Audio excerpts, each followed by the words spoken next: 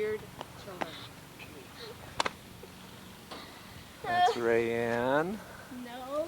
There's Don't hide behind Pam. me. He's not taking my picture. Okay, I won't. Who is that? Yes, Father? Yes, Father? We're all waiting for Jimmy to come home. No, we're just doing this for There's our Uncle health. Don, Uncle Bill. Behave yourself. Only Rayanne would say. Part of the mafia gang there. You said it, fella. I'm mafia. Oh, Dad, I have no head. And this is all the flags and stuff waiting for Jimmy.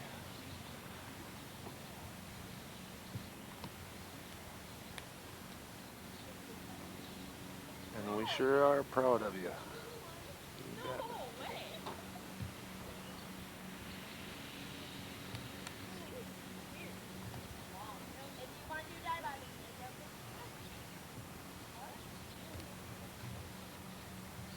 Hi, Lise. Supposed to be recording Jimmy, not me. Oh, we're gonna get him. I'm just She likes it. This is the preview. This is a sneak preview of swimsuit issues. yes, we're gonna go in the house here. Smell that sauteed onion. Well, I'm glad you're here because I think something's not right with chicken eggs. They're really runny. Oh, they will be. I mean, not just a little bit. Here, I'll show you what's picking up. At first you told me to put in that, but they were all recorded.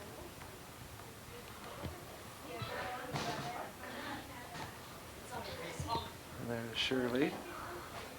Isn't this nice, Randy? Yeah. Oh, you got it decorated up so cute, didn't you?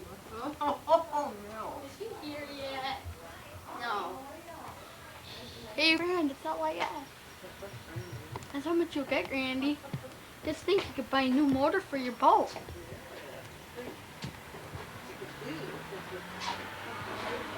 And Jimmy is due here any minute. Hello, Father.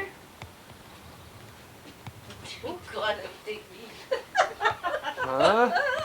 Smile, you're on candid camera. Smile, Lily. Candid camera. Look this way, Irene. Oh, man. She looks good. Huh? Hi, Dad.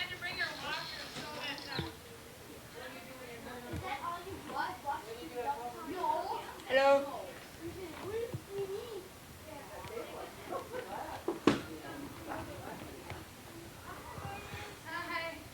Had to bring the baby pair from the I see him on the road and I thought I need to leave the help and he was trying to catch a mink in Here's the a cake catch. for Jimmy. Oh. And here's Jimmy. Just getting home. Throw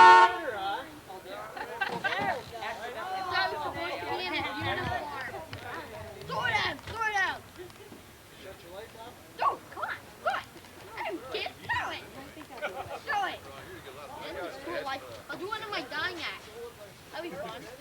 Falling off a pier Been a long ride. onto my head. Catch me on a run there. No, come on! I'll do one of my dying acts off of this.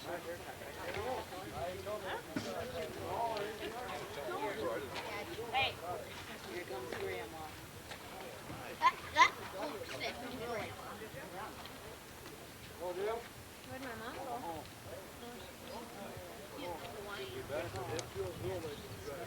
Need some help, Linda? Walking on this stuff now. Baby.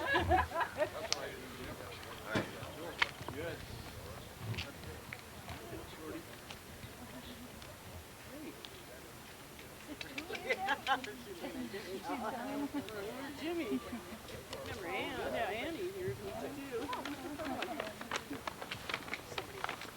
Not just somebody else, yeah. That Jimmy's one of them short hairs. No, I guess that was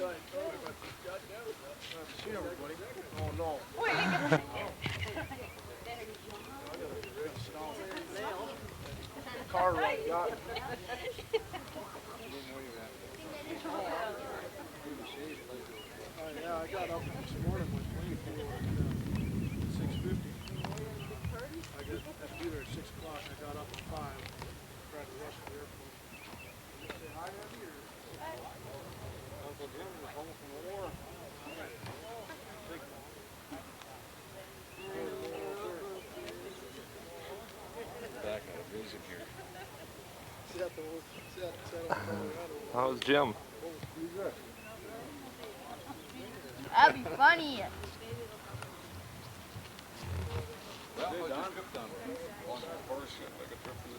You know, John, I did break it open with my teeth. Let's squirt all over you. Want some? Yeah, sure. I dare you. I dare you. Oh, You no. wouldn't have the guts. Yeah, you wouldn't have the guts. Yeah, I would.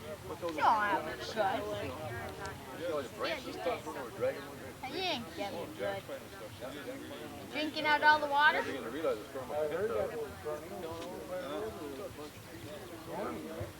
Yeah, down by backside. Squeeze his hard. Right this side of Deer River, right about 5 miles. But see, when I came through, it must have stormed in. It was nice and quiet. It's still wet now. Must have blown right through. Rain here. Let's go for a ride in this. Last night.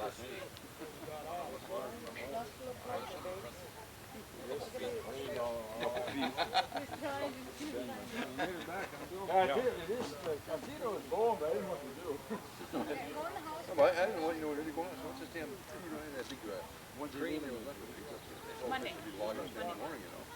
Shit, I looked at it again. That was a power line crew. I hear her, and I can Right, see they were her about 5 miles this side. We started well, between, I guess, we started Jack. be right back. Yeah, I went out about 10 bet miles she'll be here and there. Oh, no, wait a minute. Well, like I came through later because about 2 damn hours early, you know what happened? I mean, I couldn't have got through because the damn trees were all over the road. Right straight across the road. You see, they knocked the tops off. Yeah, a couple big records. Recording now. Don't move fast with it.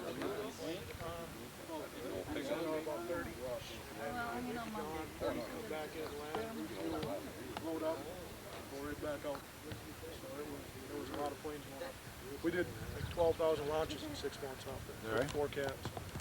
And we didn't have really hardly any downtime, so we didn't get to do it. Had a lot of maintenance and that we had to put off. It's a lot of stuff we're gonna have to catch up with. No, it is. We're just docked right now. Oh, you don't get shore duty then? No. You get, it's 5 and 2. Oh. It depends on what your rates are, but what I'm doing, I'd have to spend 5 years in, and then you get 2 years of shore duty. Oh, I see. 5 years of sea duty, 2 years of shore duty. So, but it's all right. You know, now once you're home, Yeah. when you're there, boy, I was them days. You're sitting out there, and just hard to believe that you know, the 28th of June is ever going to come. 'Cause for a long time, we didn't know when we were coming back. You know, they wouldn't tell us nothing. We'd be sitting out there, and they'd be like, "Well, we're going to try to get you back on the 20th. We won't be going back for a while. We got a lot of work that's going to be done. Get us back ready to go." Now you know what a long 1-year tour is. Yeah. Oh, I know. Nowhere. I'll tell you one thing, in your short time, you've sure seen the world all right. Most of it. Yeah, I seen Yeah. You got the right darn time. The 3 ports we hit were pretty varied, so it was you got to see a little bit of different. What port do you go into? We were up there in I coastal know. Saudi Arabia. No, it is. We spent about 5 days there, and that was our first port. And it was all right, but they jacked the prices up on us when we pulled in. Funny, man. You walk in there, you know, everybody that lives there is driving a Mercedes, and they just. After the boats pull away, then the prices go down. And then we spent another 75 days out at sea without hitting a port. Then we hit Haifa, Israel, which was all right. It was a nice place, but they did the same thing, jacked their prices up. They're kind of sick of carriers over there because every carrier that goes on a med cruise hits that port. So they're getting pretty, weary of a bunch of Americans, 5,000 Americans coming in there once every few months. Yeah. And then we hit Rhodes, Greece. We were the first carrier that's pulled in there in 10 years. Was that right? So they treated us well. We come in there. It was a good finish to a bad start. We pulled in there and they never raised the prices on us. We went in, so everything was cheap.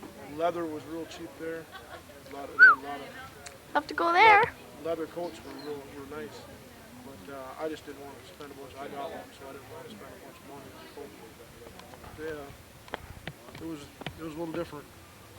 And we pulled out Smile. of there. And You're on candid camera. pulled out of there, and then just the 2 weeks back, we stopped in Bermuda, and then we didn't get off. All the hot spots in the world. We never got off in Bermuda. We took on a bunch of tigers. We took on a bunch of, the last 4 days of the cruise, we got the crew members got to bring on fathers, brothers, sons, anything like that. But you don't really get to no women can come on the boat, so they won't let them stay overnight. Whoa, up close, Grandma. Did you have them, There's my father sitting on the car, truck actually, with Pamela. Okay. And here is, He's my neighbor. see. Mayport, Florida, down in that area. Oh. And then our base, NES, Oceanville, Oceana does See, they're gonna build a brand new base up there at Everett. They're gonna put a carrier and a battleship in there, I think. I bet that'll probably be one of the new carriers. Yeah. Because I know that, I think it's the Washington. Whoa, Bill up close. It's one's it's supposed to be built, you know. Size, yeah. That's not a big You know, deal. when, I think they're working on it now. because It's Donnie, that's the new Grandma. George, it's supposed to be, it'll be out here in a Thing couple keeps years. going Yeah, after they're crew working on because it now. Or 93, I Jonathan think. keeps on Worked bumping be a me. pretty good Yeah, I'm base. gonna come in there in a minute. I gotta say hello to a few more people. Trying to get out of these bugs and unpack. Do you have any special thing to say to the camera here? No? No comment, huh? Okay. Nothing but there's a lot of bugs out here. Nothing but there's a lot of bugs out here. Okay.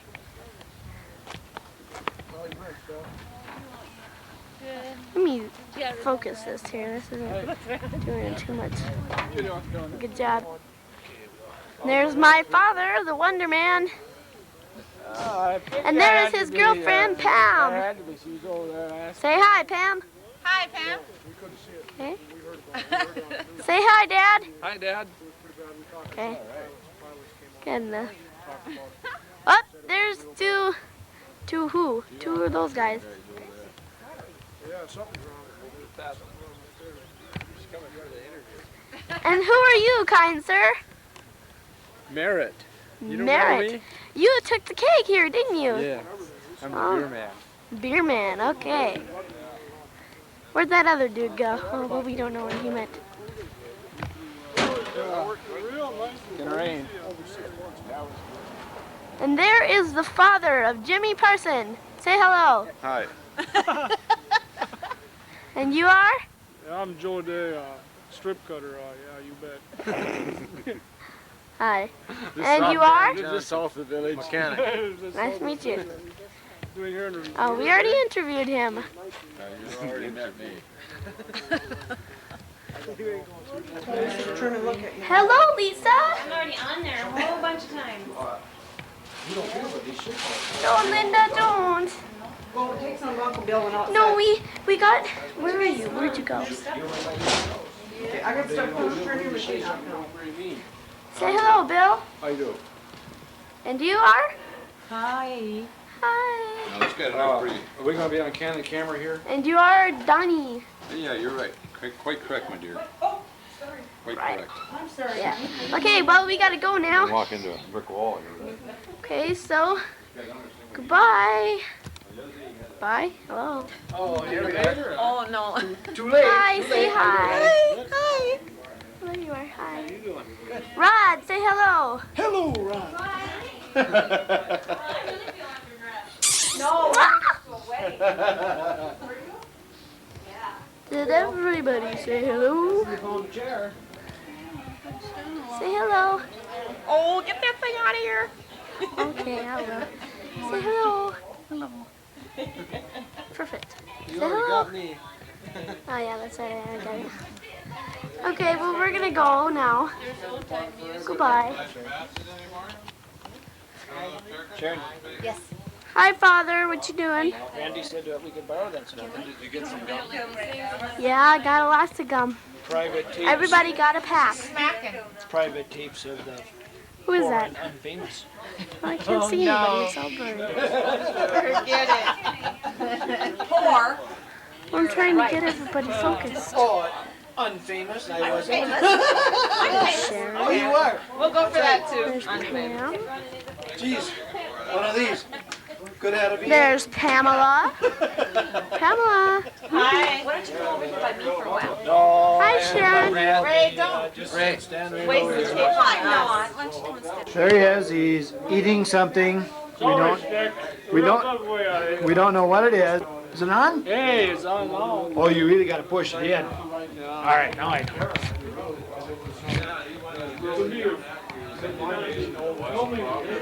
invasion of the frogs or something like that down in the Bahamas or something like that. The frogs invaded the island or something. That was probably one of his first movies.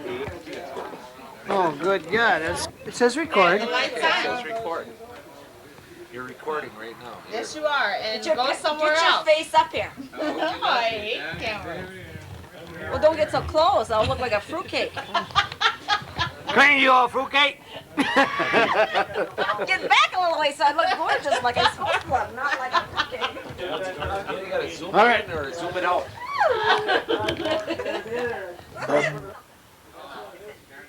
This is a sign that Jimmy's pen pal has wrote.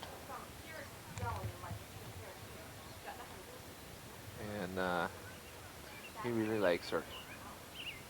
She's 12 years old. I don't know her name though, but he's gonna keep in touch with her.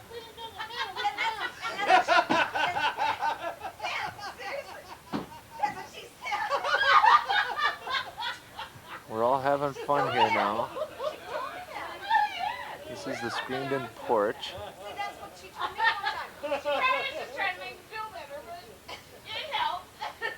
We're all having fun here now, and so, and hopefully maybe Jimmy will get a recording of this and send it to his pen pal. This gal from Minneapolis area.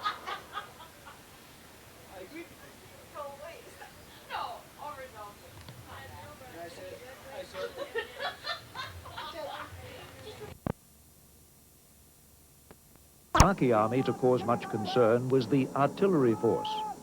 To deal with Iraqi artillery, the Allied forces had a wide variety of weapons. Iraqi artillery was a special focus of air attack and counter-battery fire from Allied artillery.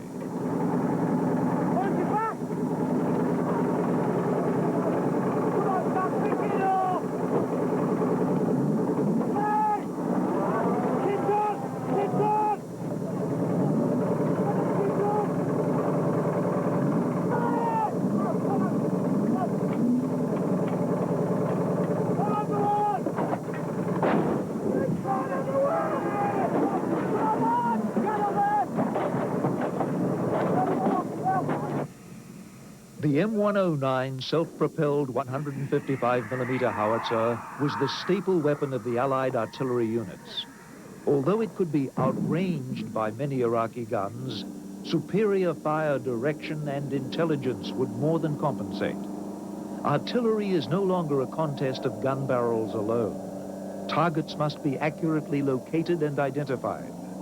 The U.S. Army and Marine Corps had several innovations to help in this respect. RPVs, remotely piloted vehicles, were used by the ground forces and the Navy to help find Iraqi artillery and other targets and help correct the aim of the guns.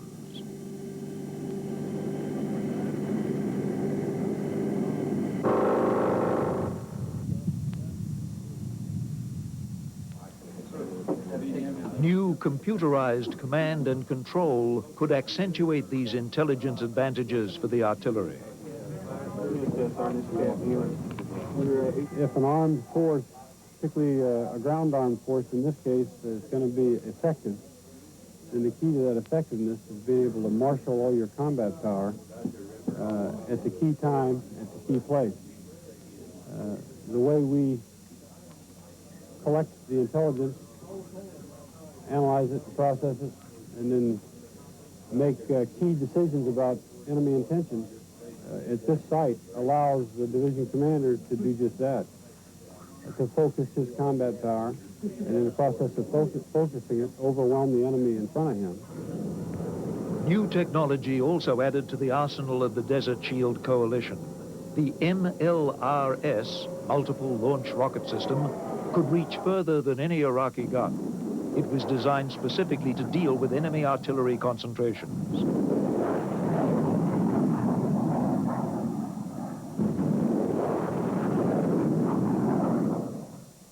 The MLRS is primarily an area fire weapons system. We have 3 crew members in each of the launchers, and on each of the launchers we have 12 rockets. We can expend all 12 of those rockets and all of the submunitions in less than a minute. So we get a huge volume of firepower in a very short period of time. I think we would probably be used primarily in a counterfire role, that is shooting against his artillery, or in any type of target where we had a large area type target that we wanted a large volume of fire in a very short period of time. As we see in this test footage, the small submunitions blanket a wide area. The MLRS proved very successful in countering the threat of the more numerous Iraqi artillery force.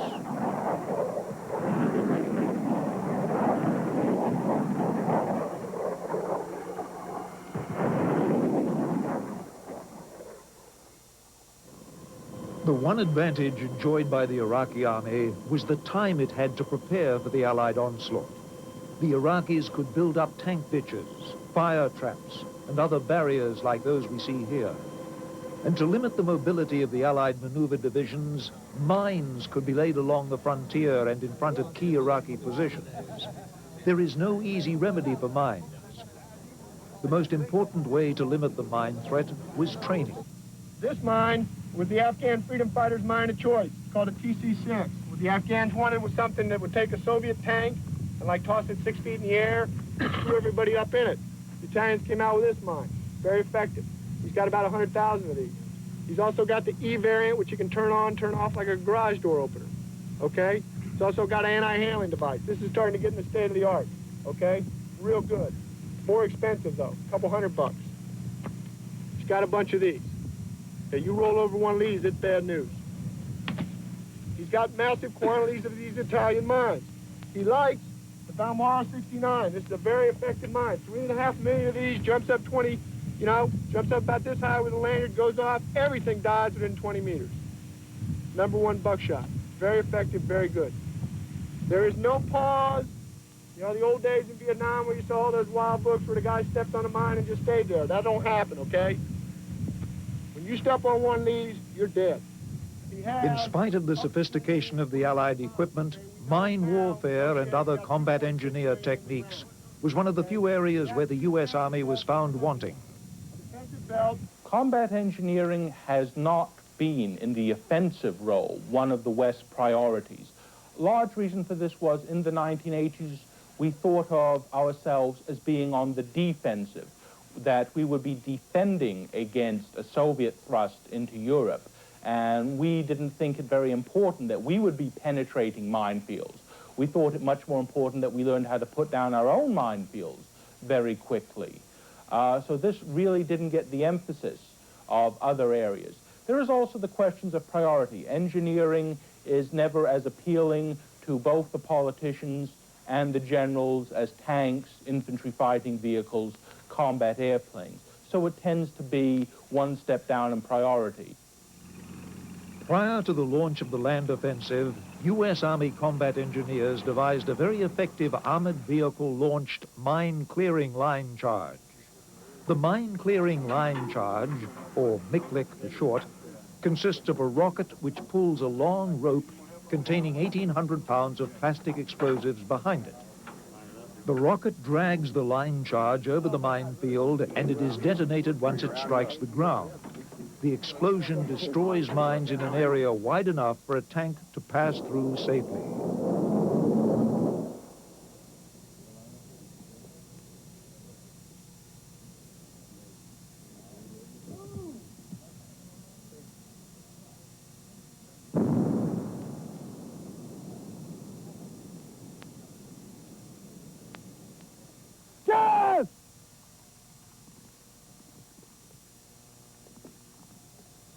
One of the most feared weapons in the Gulf was gas. Iraq had used chemical weapons extensively during its war with Iran in the 1980s. There was every reason to believe it would be used again. The prospect that Allied forces would face chemical weapons prompted a training program, the seriousness of which had not been seen in most armies since the First World War.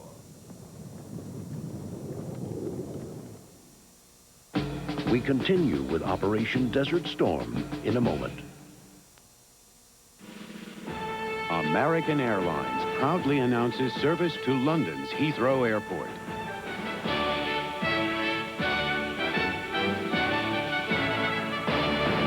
And with With our expanded service from across the U.S., American will become the #1 American airline to London. So come with us to Great Britain's first city on America's #1 airline.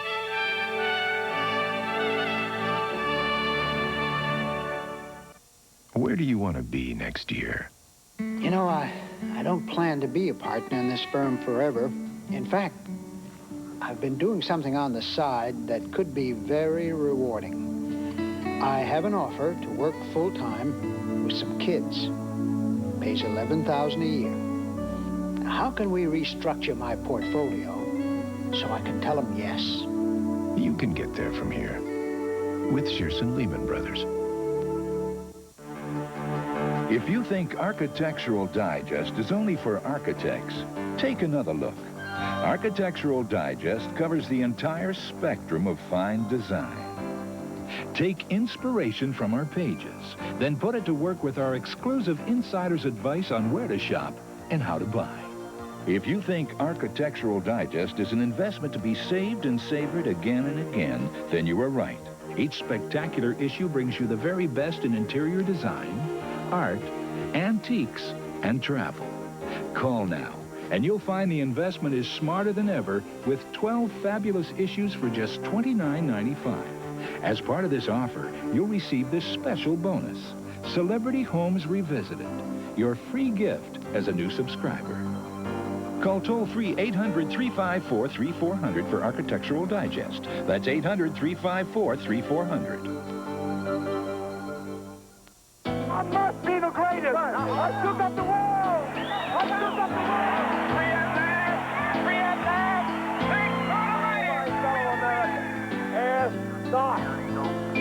Tranquility Base here. The Eagle has landed. As long as they keep making history, we'll keep writing their biographies. Peter Graves hosts the landmark television series, Biography, the stories of extraordinary lives. Tuesday, only on A&E. Operation Desert Storm now continues on A&E.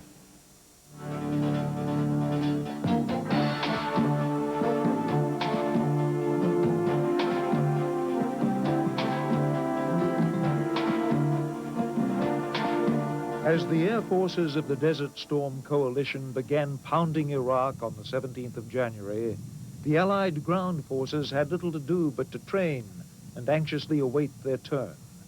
Apache attack helicopters were the only Army units to take part in the air campaign.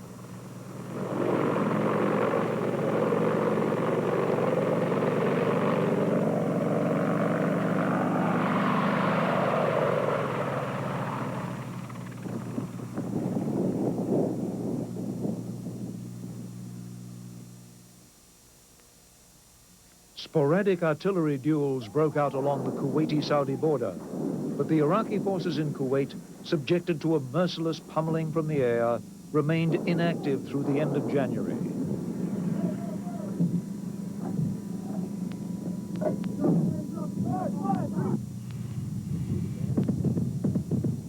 Suddenly, on Tuesday night, January 29th, the Iraqi army in Kuwait began to stir.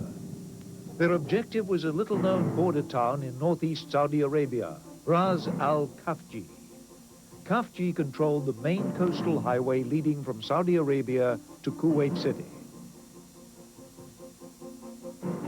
At 11 o'clock Tuesday night, the first wave, an attacking Iraqi tank column, was spotted by U.S. Marines of the 3rd Regiment, 1st Division. The attack came from the vicinity of the Al Wafra oil fields. The Marines called in artillery support and managed to stop the Iraqi attack.